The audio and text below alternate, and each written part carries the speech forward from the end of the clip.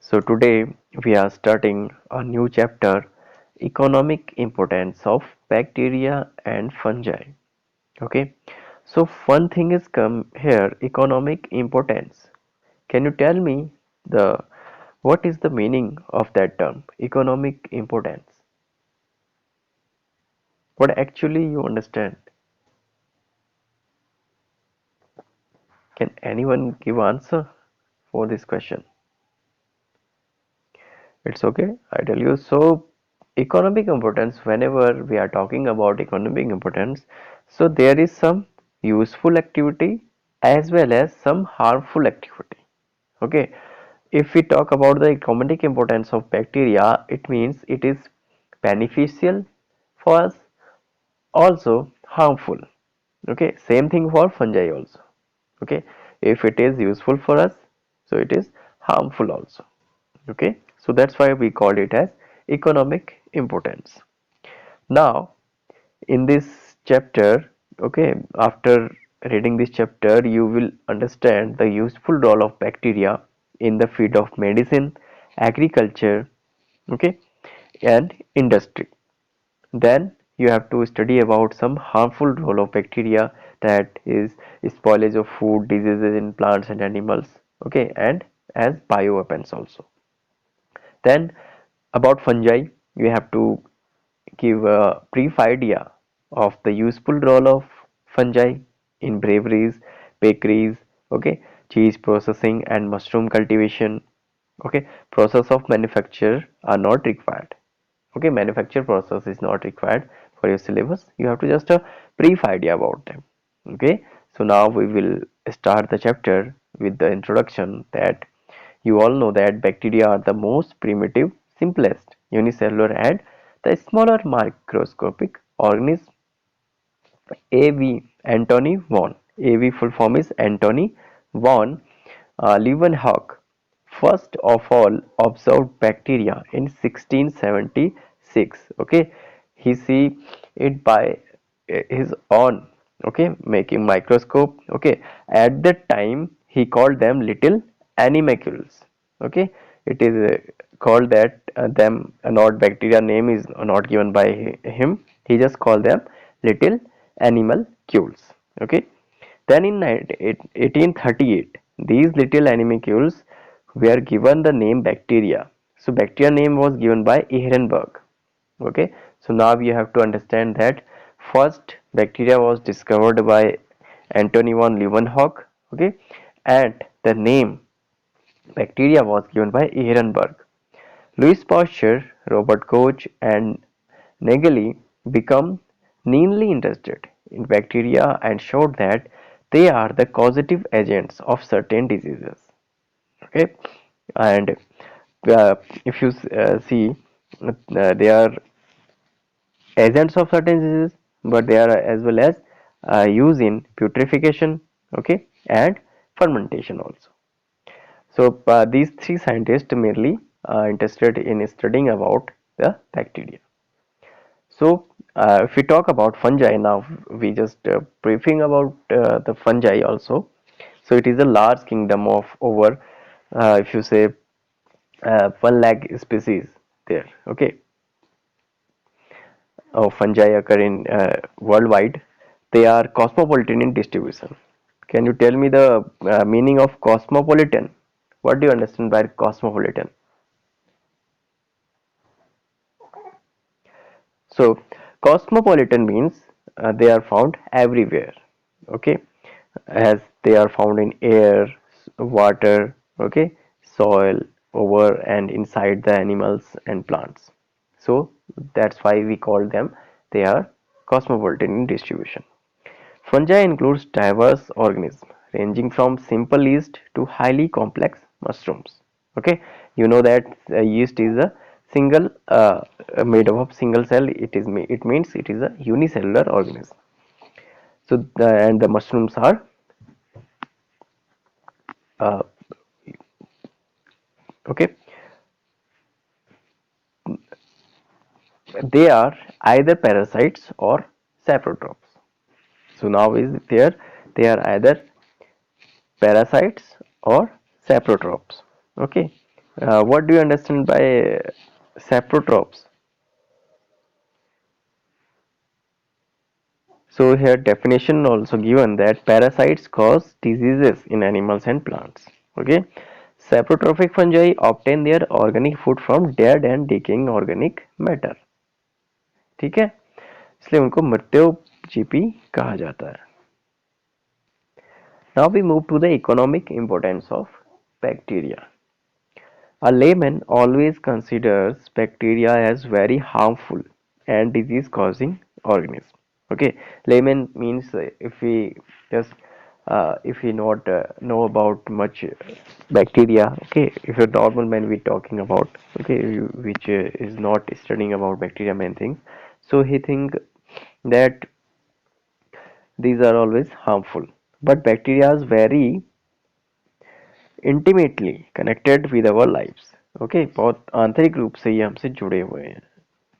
So if we talk about the things, but bacteria are very intimately connected with our lives. Intimately means बहुत ही आंतरिक रूप से जुड़े हुए हैं हमसे. ठीक है, they are both useful and harmful for us. ये हमारे लिए यूजफुल भी हैं और हार्मफुल भी हैं दोनों प्रकार से. Okay, the various useful and harmful bacterial activities may be summarized are as follows. So some useful activities. First we discuss about the useful activities of bacteria. So bacteria in medicine. First you have to study about the bacteria in medicine. So no doubt bacteria are responsible for several fatal diseases.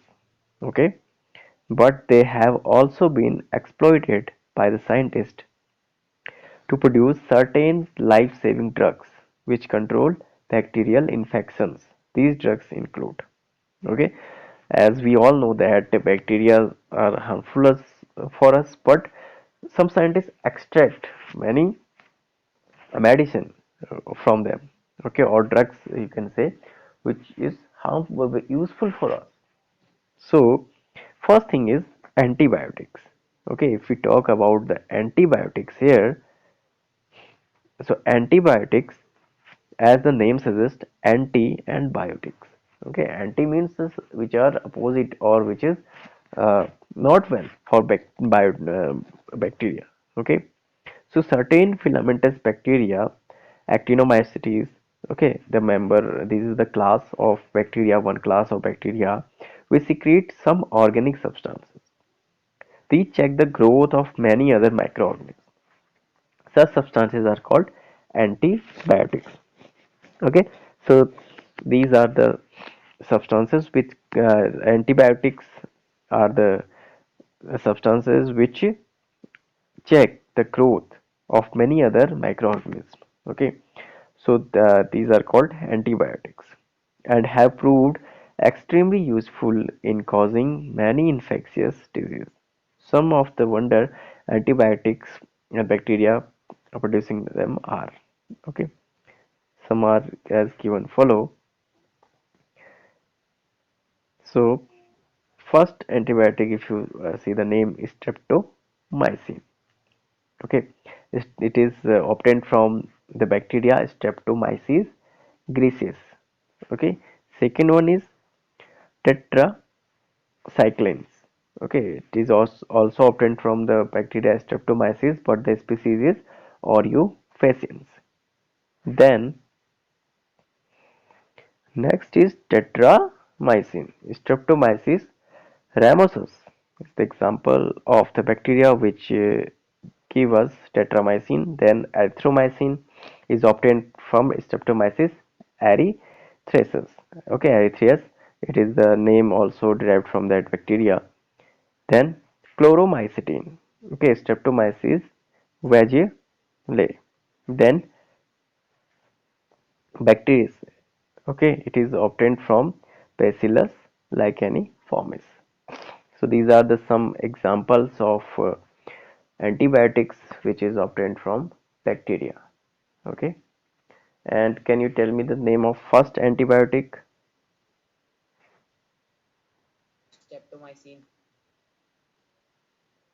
The first antibiotic. penicillin, Yes, penicillin is the first antibiotic. Okay, then the vaccines. Okay, other examples are vaccines. The vaccines, the heat-killed diluted suspension of pathogenic bacteria of a specific disease is called vaccine. Okay, if you understand, so we are talking about the vaccine, the heat-killed, okay, diluted suspension of pathogenic bacteria of a specific disease is called vaccine. Okay, so we just use the suspension of the pathogenic bacteria, okay, of a specific disease is called vaccine. When injected into the body of a healthy person, these vaccines make the body resistant, okay, to that particular disease. The body gets stimulated to produce antitoxins which provide immunity against the future attack of the particular disease. Okay, so you can understand by this the example of polio drops which are given to infants and okay a small child. So why we give the polio drops? Actually, polio drops are the vaccines of that virus, okay, of which cause the polio disease. So when it inject to a small one's body, okay, it's WBCs and it's you can say that immune system produce some antitoxins, okay, which kill that the small amount of that virus. Then they develop immunity by their self. Okay, so this is the if you say that concept of vaccine. Then vaccines obtained by growing bacteria are as follows. Okay, living weakened bacteria, BCG vaccine for tuberculosis killed bacteria. Okay, it is used for TAB vaccine for typhoid.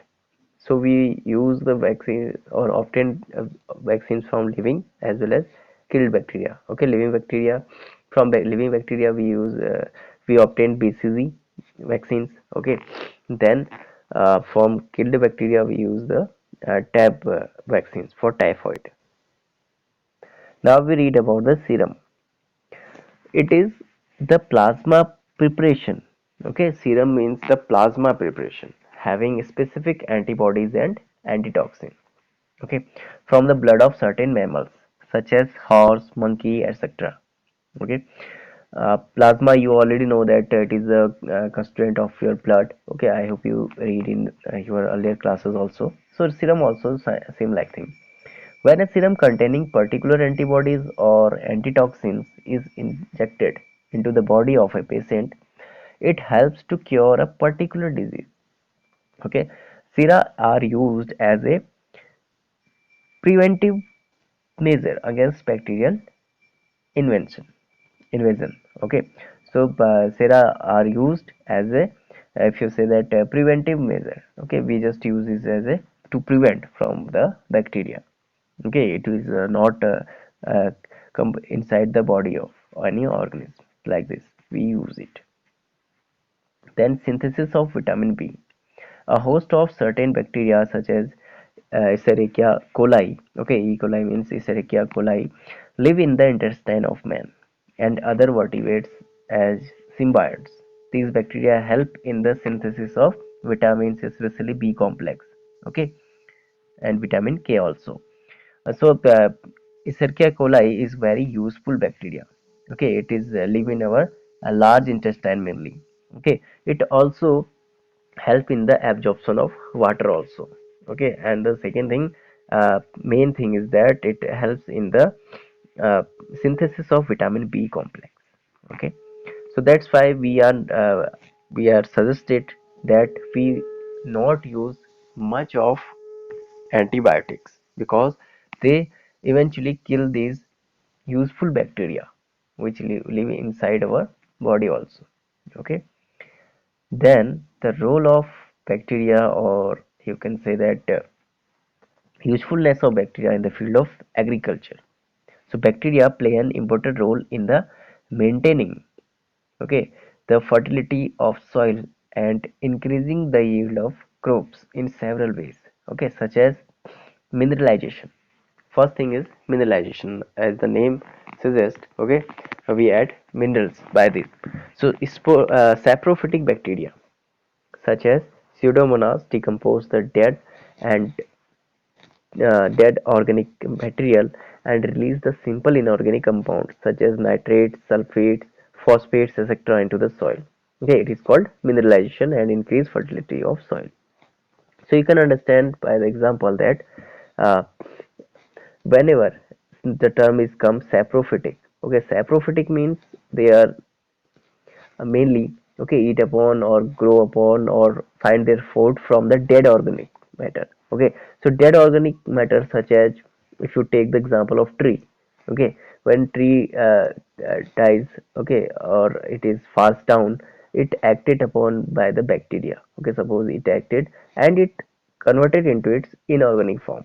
Okay, as you know that organic matter is also made of from that inorganic matter, okay, or the simplest form, they convert it into their simplest form and forms the minerals. Okay, these all are nitrates, sulfates, phosphates, okay, uh, in the terms of minerals present in the soil. So this process is known as mineralization, and this increase the fertility of the soil also.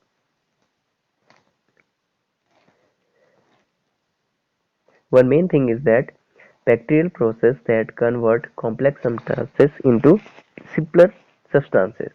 Okay, actually what the bacteria is do to a organic matter. First, they decay.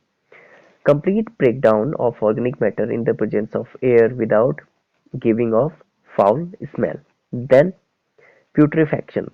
Okay, bacterial decomposition of organic matter in limited air results in incomplete breakdown of organic matter and foul smell is emitted. Okay, when there is complete decay, no foul smell will become, but when there is a limited or incomplete breakdown, okay, so foul smell also emitted. Then fermentation, breakdown of carbohydrates by the action of anaerobic bacteria is called fermentation. You already read about it in the last chapter also. Then gobar gas is there. The ability of certain bacteria to break down complex organic matter into simpler substances, okay, is utilized in gobar gas plants. Okay, I hope if someone visit this also. Cow dung as well as other excreta are collected and subjected to bacterial action. The bacterial degradation of cellulose, okay, releases inflammable gases consist mainly of methane. So in if you say that in gobar gas plant, it is mainly methane gas which is evolved. Okay, so this type of structure of gobar gas plant is here. The gas is used for domestic cooking. Okay, mainly this gas is used for domestic cooking. The solid and liquid residue is used as rich manure for agriculture. Thus, two purposes are served. Okay, first is generation of domestic fuel. Second is supply of rich manure. So nowadays, government also so much encouraging people to use this plant. Okay, for the uh, for use in as a domestic fuel mainly in the villages and supply of rich manure. Okay, so it gives the two benefits if you use such plant.